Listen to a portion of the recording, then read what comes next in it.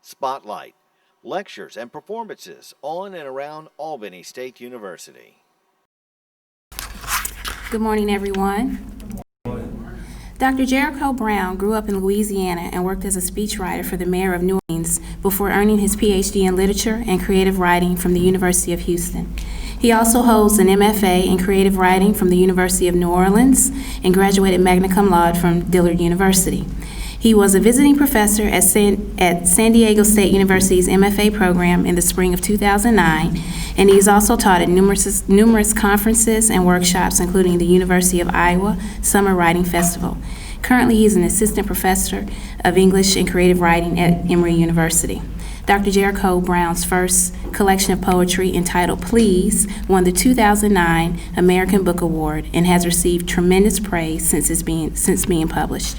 Dr. Brown is currently working on his second collection of poetry titled The New Testament. Without further ado, Dr. Jericho Brown.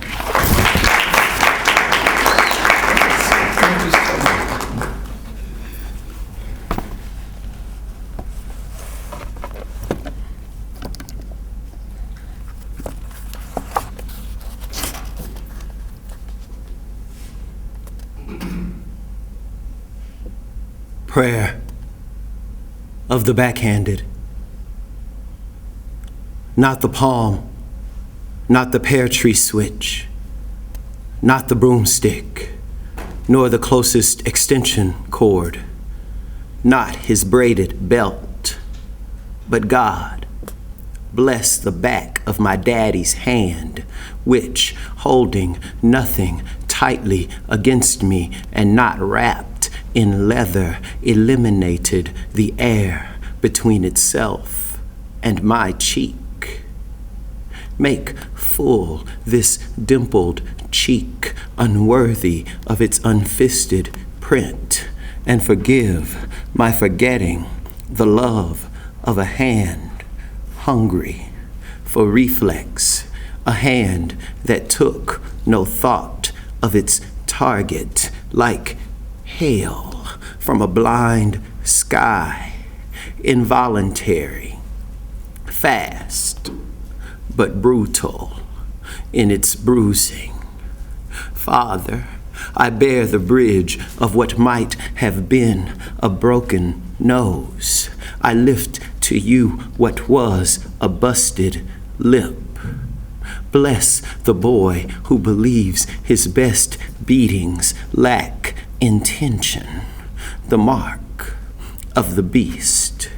Bring back to life the son who glories in the sin of immediacy, calling it love. God, save the man whose arm, like an angel's invisible wing, may fly backward in fury, whether or not his son stands near. Help me hold in place my blazing jaw as I think to say, excuse me. Where I'm from, we always begin in prayer. Thank you so much for the opportunity to be here, and thank you for putting this together, Jeffrey Mack, and thank you everyone at ASU for all your work in making this happen. I'm going to read a few poems this morning, some from Please and some from a new manuscript I just finished titled The New Testament. My mother's really angry about that title, The New Testament. But I'll give you terms and background before reading the poem, and then I'll read the poem. So for this first one, you may want to know the radio staple Memory Lane was released posthumously by Capitol Records from the 1979 album Many. Memory Lane is my favorite song by the singer Minnie Riperton. For those of you who don't know who Minnie Riperton is, she's probably the biggest influence of a singer by the name of Mariah Carey. And I imagine y'all know who Mariah Carey is. Because what Minnie Riperton could do is she could hit those really high notes that you either love or that make you want to turn the stereo down. But the thing about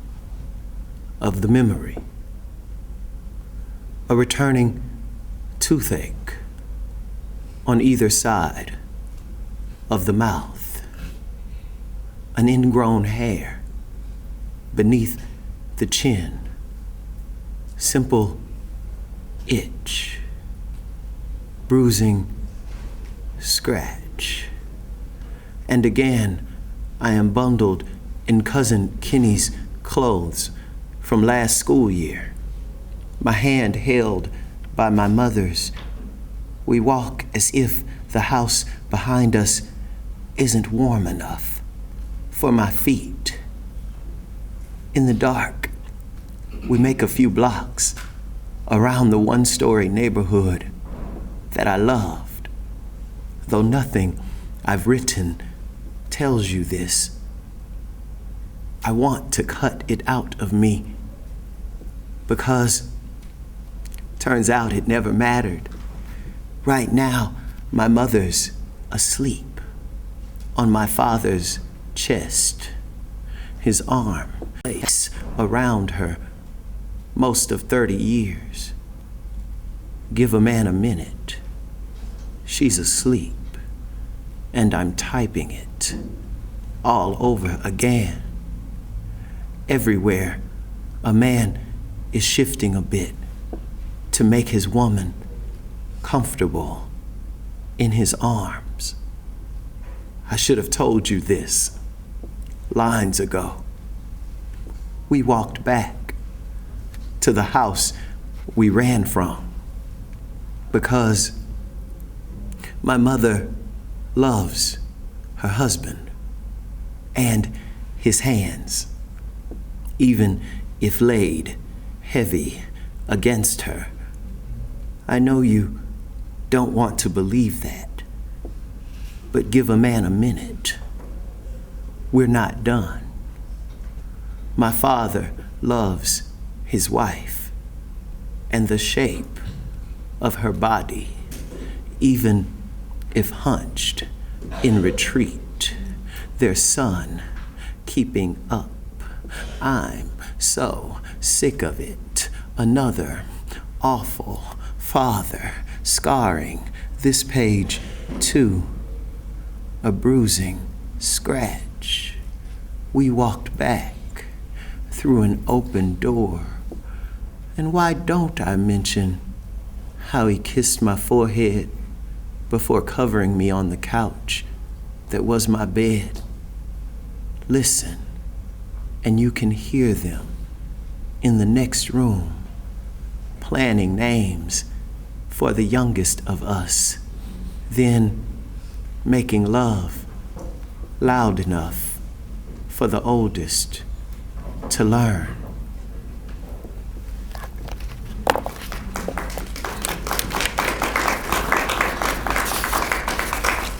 So, as it was mentioned in the introduction, I spent the last 5 years in San Diego, California, and which is a really interesting place because I'm originally from Louisiana, which means I have a whole nother, English.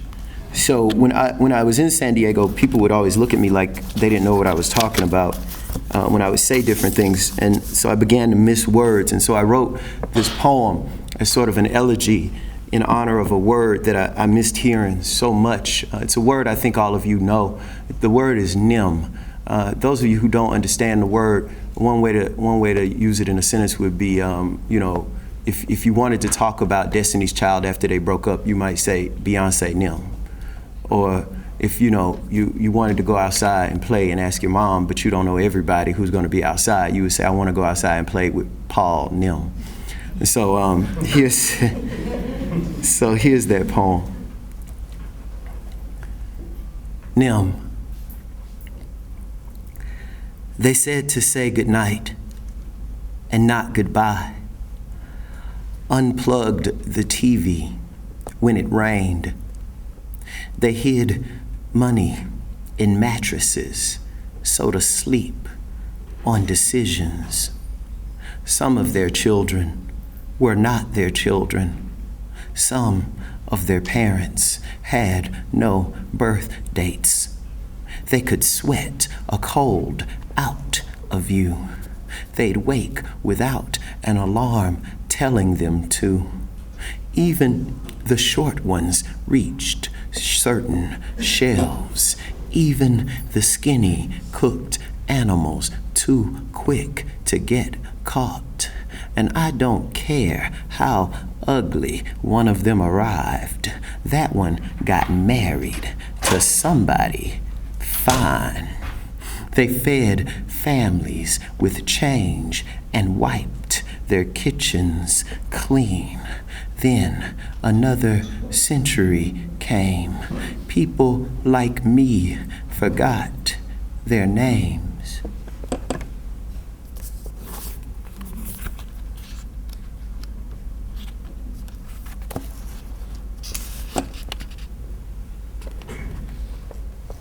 Beneath me, they were of a different hue. They were all the same color. The roaches at 51 Felton Street went to work when we snored. They raced for black lines at the flick of a switch. They were an athletic sort. Some of their youngest laughed at my Chuck Taylors, and I just knew I'd never make it to the Olympics. Sleep and they'd creep into my ears come night. They conspired with certain spiders regarding ladder and crane designs. Anything to top the refrigerator for the loaf of white bread. They did not fly because they chose not to. They would not sing above a roach whisper. The roaches on Felton ruled the cabinets, the land of pots and plates and pans. They were well dressed and polite. We sneezed. They said, "Bless you." We coughed. They coughed. We slapped their shiny backs. But I don't have to miss them coursing through the walls I come from. All that crawls beneath me dies when I try my walk away. Every time I tell a lie, I smile and imagine their coupling. Oh, God, their loveless orgies, insects, incest. 674 families below my family's beds. The roaches at 51 Felton Street. They hate my human face. They know my last name.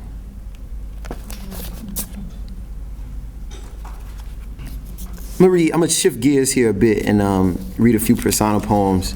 For those of you who don't know, a persona poem is simply a poem that's most definitely not in the voice of the poet. For instance, if any one of these chairs was to speak in a poem, that chair might say, "That was nasty," or "Why y'all sitting on me?" This first poem is in the voice of my favorite poet, the person I think of as my first poet. When I was growing up, I was fortunate enough to have a mother who couldn't afford childcare, and so she would drop me and my sister off at the library for the librarians to watch us. They were our babysitters, and they didn't know it. I came across these poems. You may want to know that the speaker of this poem was the leading figure of the Harlem Renaissance, and the poem also references Bessie Smith, his favorite singer, the blues singer.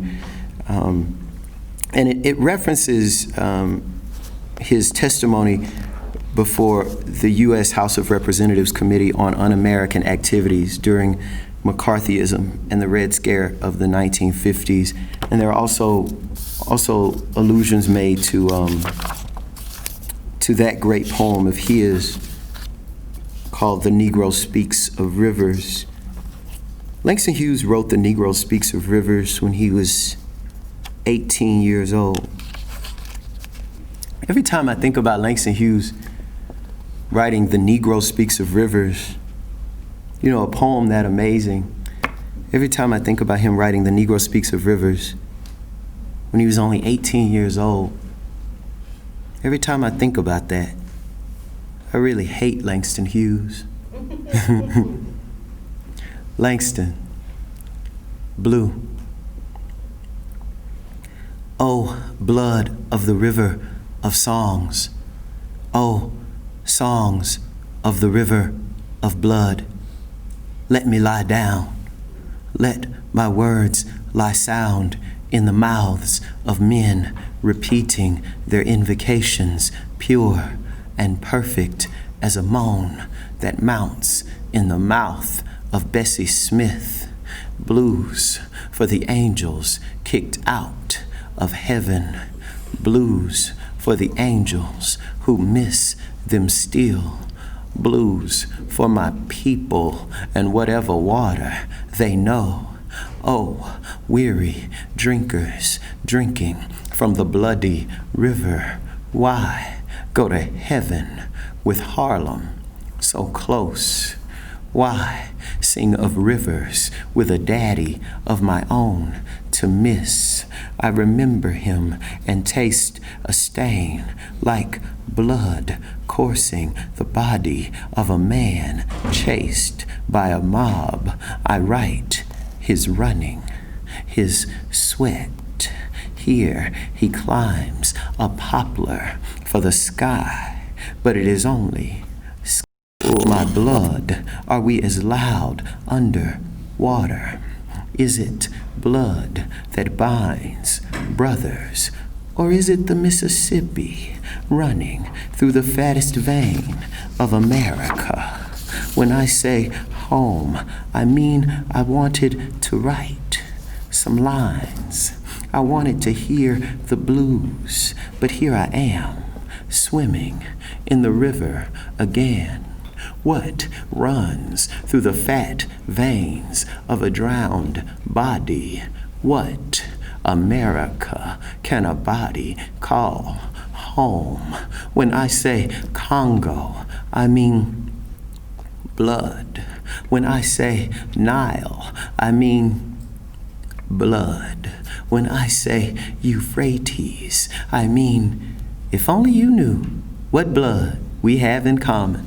So much in Louisiana, they call a man like me red, and red was too dark for my daddy, and my daddy was too dark for America. He ran like a man from my mother and me, and my mother's sobs are the songs of Bessie Smith, who wears more feathers than death. Oh, the death my people refuse to die. When I was 18, I wrote down the river, though I couldn't win a race. Climbed a tree that winter, then fell flat on my wet, red face. Line after line I read all the time, but there was nothing I could do about race.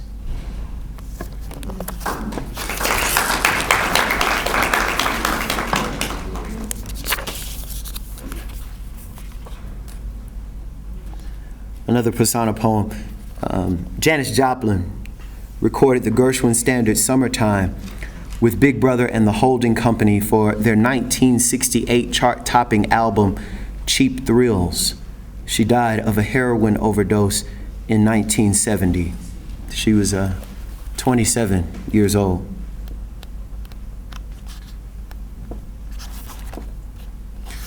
Track 5, Summertime, as performed by Janis Joplin. God's got his eye on me, but I ain't a sparrow. I'm more like a lawnmower. No, a chainsaw.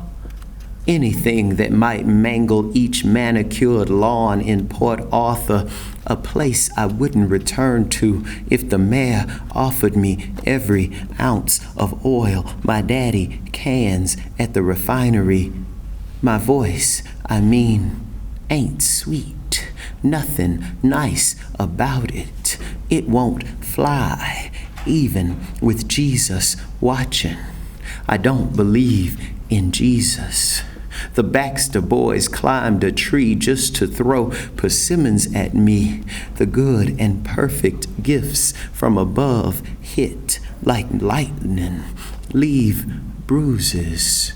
So I lied. I believe, but I don't think God likes me. The girls in the locker room slapped dirty pads across my face. They called me bitch, but I never bit back. I ain't a dog. Chainsaw, I say. My voice hacks at you. I bet I tear my throat. I try so hard to sound jagged. I get high and say one thing so many times, like Willie Baker, who worked across the street. I saw some kids whip him with a belt while he repeated, "Please, school out." Summertime and the living lashed. Mama said I should be thankful that the town's worse to coloreds than they are to me, that I'd grow out of my acne. God must love Willie Baker, all that leather, and still a please that sounds like music. See, I wouldn't know a sparrow from a mockingbird. The band plays, I just belt out, "Please, this tune ain't half the blues." I should be thankful I get high and moan like a lawnmower so nobody notices. I'm such an ugly girl. I'm such an ugly girl. I try to sing like a man boys call boy. I turn my face to God. I pray. I wish I could pour oil on everything green in Port Arthur.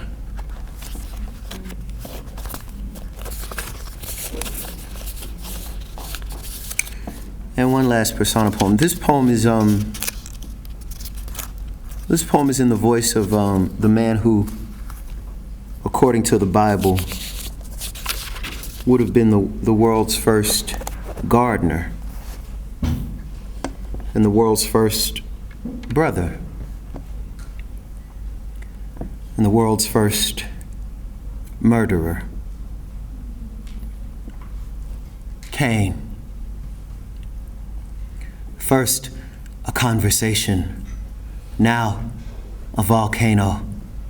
Call me quick, tempered vegan, turnip lover, fruit, liquor, mound maker, quiet. I can predict an earthquake. I can cook a rose. I'm first to kill a weed. The collards should come quick this year. The beans may be lean. Some slaughter sheep for dinner. Some chew leaves. I plant seeds and wait all winter to eat. Firstborn and patient, I give ground, color, pull pink from green. Azalea, vibrant as a lamb's tongue. My kid brother killed one, but I dug the hole. Soil still young, lava beneath it, near each finger. When little brothers tortured most of God's creatures, and small men watched them bleed. So, thank you. And one final poem. Herman Finley is dead. The birds know a day made for defeat. Not one of them sings. Instead, they make a toilet of your newly washed car. Don't cry over it. Listen to the birds. You too should shut up. But first, tell every alto you know to hold her muddy breath. Bid every obese soprano a 40-day fast. get any man who ever sang in a choir, head bowed, none praying. Summon both the interpreter and the speaker of tongues. Pinch their burning lips. Contact the necessary limp-wristed whose every suit is an Easter suit, bright and loud enough to flame. In hell, I want them all wearing their worst black. Call Nelson Dimery and Shanetta Brown. Tell them to turn off the radio, whether the station plays gospel or blues. Tell them Herman Finley is dead. Then tell them what God loves, the truth. The disease your mother's mouth won't mention got bored with nibbling away at the insides of his body and today decided to swallow Herman Finley whole. Tell them they must chop and torch each piano before helping me bolt the doors of all the Baptist churches from Shreveport to Monroe. I don't want a single hum. We will not worship, save for silence. Watch the birds in peace. When the choir director's arms fall, the choir must not sing. Thank you. Yeah, he asked, were some of the poems based on past experiences? Yes, of course. I think it's really important that poets be able to use whatever it is that they have. We find this over and over again. Actually, if you read, there's an essay called The Negro Artist and the Racial Mountain by Langston Hughes. And that essay, people like to say it's about a whole lot of things, but one thing I'm certain that it's about is part of what the essay is saying is poems need not be about trees. They don't have to have birds in them. If you don't have a blue jay in it, that don't mean you don't have a poem, right? And so the important thing is that you have access to all things that you come in contact with in your life, so that when those things want to be in a poem, you can put them in a poem. And so yes, of course, yes, some of those things are about me directly, and some of those things I lie about straight up. Which I think lying is really important, because I think it's really important that you be vulnerable to the poem, that you do what is necessary to write a good poem. And the good poem isn't always a poem about you. Sometimes it's a poem about someone else. But maybe you need to say I in order to make it more effective. Sometimes the poem is about a historical figure, as in the Janis Joplin poem I read or the Langston Hughes poem I read. But whatever it is, it has to be done and done well. And if you're going to do it well, you have to be willing to say things that you might not be willing to say if you're in the grocery store checkout line. Yeah. Do you have any advice for young poets today? Yeah, I mean, my only advice is to continue to do what you must have already started doing, and to enhance and to believe in that wholeheartedly, that words are materials, right? That words can be used for violence just as words can be used to make love, that words are actual things. And when I say things, for the artist, for the poet, like everybody touch the table in front of you. Y'all feel the table? Y'all feel that? That's what words are like for me. Something I can touch, something I can feel, something I can wield, something I can use, right? And if you have the understanding that words indeed can be used, that they do make things happen, and if you believe that, then you will write better poems. Any other questions?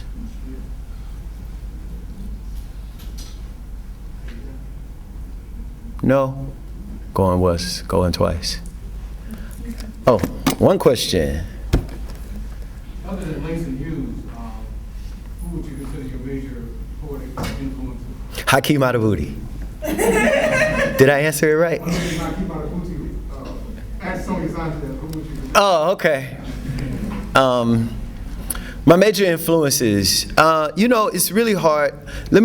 I'll say this. one of my major influences is actually my students, because I always have to be there for them, and I also always have to be present for them. When they need something, I have to be as aware of contemporary and modern poetry so that I can go find what they need whenever they need it, you know. So, and then whatever they're trying to do, I always feel like I'm struggling through it with them, right? Like whatever they're trying to get across, then I feel like I'm struggling through it with them, and then I actually try in my own poems to do some of the same things that they're attempting to do. But other than that, I would say my major influences are probably Nikki Giovanni, the poet I, of so many persona poems, Gloria Wade Gales. I mean, a lot of my influences aren't necessarily poets. Gloria Wade Gales is a very huge influence for me. Toni Morrison, obviously, is a really big influence for me. I read all of Toni Morrison's books in a single summer, which was sort of thrilling and a wonderful thing to do for my writing, but a bad thing to do in terms of having nightmares every night. But who else do I love? Then there are poets that I think of as, you know, my brothers and my sisters who are influencing me, and they're not necessarily that much old. I mean, they're all older than me, but they're not that much older than me. Like Damaris, or like Koresh Ali Lassana, or so many other poets. Terrence Hayes is a very important influence. Natasha Trethewey, who I teach with at Emory University. So it's hard to narrow them down. Yeah. Anyone else? No questions? Thank you.